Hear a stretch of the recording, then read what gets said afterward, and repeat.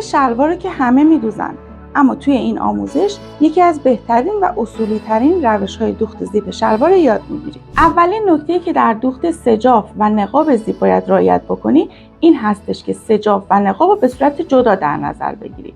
همون دوختی که به خاطر اتصال سجاف و نقاب ایجاد میشه باعث ایست بهتر جلوی شلوار شما میشه و مثل یک فنر نرم عمل میکنه. بیاین اینجا رو نگاه کنین. نقاب و سجاف شما باید طولش به اندازه مسیری باشه که شما میخواین زیپ رو بدوزین. حتما باید به نقاب و سجافتون لایی بزنین و لایی که میزنین ترجیحاً لایی کاغذی باشه که ایست بهتری به نقاب و سجافتون بده. نقاب در قسمت پایین باید به اندازه 3 سانت و در قسمت بالا باید به پهنای 4 سانت باشه. قسمت پایین باید پهناش کمتر باشه که کمتر زیپ رو درگیر خودش بکنه. پهنایی که برای سجاف در نظر میگیرین هم به اندازه 5 تا 5.5 سانت کافیه. اینکه دست راست بیاد روی چپ یا دست چپ بیاد روی راست کاملا سلیقه‌ای هستش، اما اگر اصولش رو بخواید توی شلوارهای زنانه معمولا دست راست روی دست چپ میاد، اما توی شلوارهای اسپورت و شلوارهای جین این کاملا برعکسه و دست چپ روی دست راست میاد. در مرحله اول سجاف رو میذارم روی مسیر دوخت زیپ و این قسمت رو دوخت میکنم. حالا کار برمیگرده و یه دوخت نگهدارنده توی مسیر دوخت قبلی انجام میشه. کار به سمت داخل تا میخوره و اتو میشه. برای سمت مقابل انتهای زیپ رو قیچی میکنیم. سمتی که دولای بسته نیست، این سمت نقاب دولای بسته است، این سمت سردوز زده شده و قسمتی که باریکتر هستش زیپ رو به اندازه 2 میل میاریم بالاتر به طوری که این نقاب این زیپ رو پوشش بده و توی این مسیر قرار میدیم و این مسیر رو دوخت میکنیم.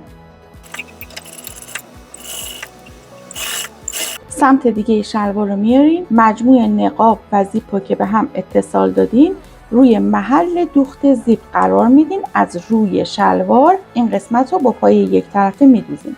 فقط باید دقت داشته باشین که مجموع نقاب و زیپ دقیقاً در کنار شلوارتون قرار نگیره و به اندازه 3 میل تا نیم سانت بیاد جلوتر از مسیری که قراره به شلوارتون دوخته بشه. خب نگاه کنید اینجا من حق درز شلوار رو نیم سانت بردم عقب‌تر. در واقع به جای اینکه حق درز 1 سانتی در نظر بگیرم حق درز در قسمت شلوار نیم سانت در نظر گرفتم و با این کار نیم سانت فضا به قسمت شلوارم اضافه کردم که دلیلش رو در بخش‌های بعدی بهتون میگم. حالا با پایه یک طرفه این مسیر رو دوخت میکنم. بعد از اینکه هر دو قسمت رو کامل اتو کردم دو سمت شلوار رو از نقطه موازنه روبروی همدیگه قرار میدم. اون نیم سانتی که بهتون گفتم از حق درز کم میکنید و به بدنه شلوارتون اضافه میکنید اینجا به اندازه همون نیم سانت از قسمت بالا دو طرف شلوار رو روی هم قرار میدم دیگه زیپ من دیدی نداشته باشه و بعد این قسمت رو با سوزن فیکس میکنم. بعد از فیکس کردن این قسمت میرم سراغ دوخت فاق. 2 سانت اول رو نمیدوزم، با پایه یک طرفه به اندازه حق درزی که گذاشتم دوختم رو انجام میدم و از کنار این دوخت رد میشم.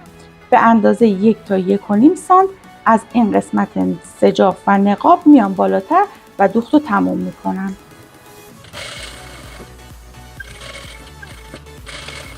حالا کار رو برمیگردونیم و زیپ رو روی این سجاف توی این مسیر دوخت میکنیم.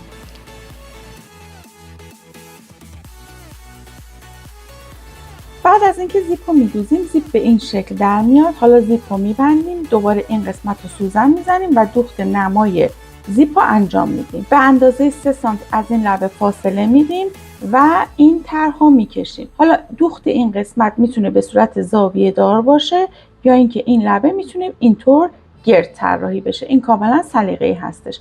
فقط نکته‌ای که در دوخت این نمای زیپ باید توجه بکنیم اینه که حتما باید دوخت از این مسیر اتفاق بیفته و به سمت بالا بره.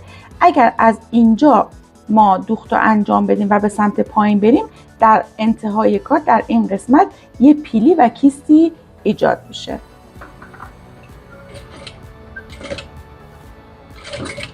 چند تا دوخت اول رو رفت و برگشت میایم، حواسمون رو جمع میکنیم که دوخت روی قسمت فلزی نیاد که باعث بشه سوزنمون بشکنه.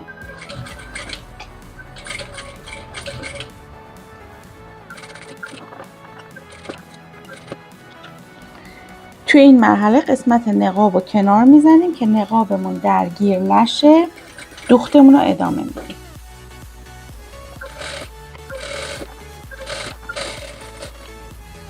اینم از نتیجه کار که این قسمت رو هستش و اینم قسمت پشت زیپتون که به این روش میتونید یه زیپ حرفه‌ای و کاملا تمیز رو دوخت بکنید. اگه دوست داری که 0 تا 100 دوخته شلوار رو به صورت کاملا حرفه‌ای یاد بگیری، کپشن رو بخون.